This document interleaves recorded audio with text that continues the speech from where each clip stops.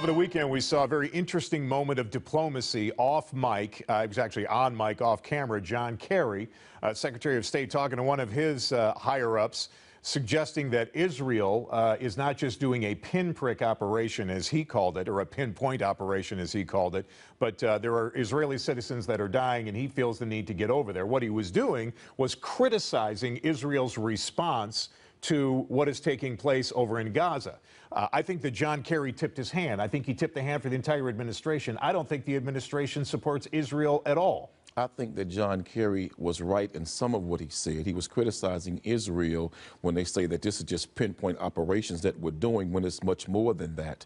I think that the American government should caution both sides, the Hamas leaders as well as Israel, to say, listen, what's happening over there must stop. I believe that there's corruption among some of the Palestinian leadership who care more about their own political agendas than the people. But I also believe there's corruption among the Israelis also, who want a war and a conflict and refuses to ever recognize Palestine as an independent authority, independent nation with sovereignty. At the end of the day, what is happening over there, men, women, and children are dying. Killing is happening on both sides. Something has to be done, Matt, with international pressure to bring that conflict to a halt. You know what? There's only two ways this is going to end. If Israel all of a sudden lays down their arms and say, okay, we're done, you know what's going to happen? Palestine's going to come in and there will be tremendous bloodshed. The other thing that could happen is that Hamas could lay down their weapons and they could say, okay, no more fighting. You know what would happen then? Peace. I doubt that. Israel, I doubt that. Israel has given them plenty of opportunities. Hold on, Matt. Israel is fine with them becoming a state. Hold on, Matt. Let's be honest now. The Palestinian people did not invade the Israelis' homeland.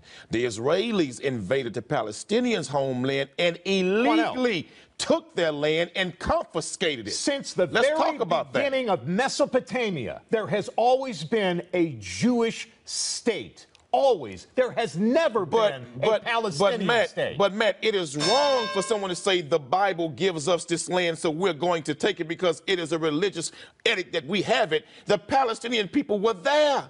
They had their land stolen, confiscated illegally, and were murdered in the process. That's what started the conflict, Matt. They've been shooting rockets into Israel for years, Quanell. Matt, that's what started the conflict. If you invaded my home and took it as your own and kicked me and my people out and my children and killed my family, I shoot rockets at you. There never was a Palestinian state. Matt, it was always a Palestinian homeland, Matt. No, they stole the people's land. Go back and do your research.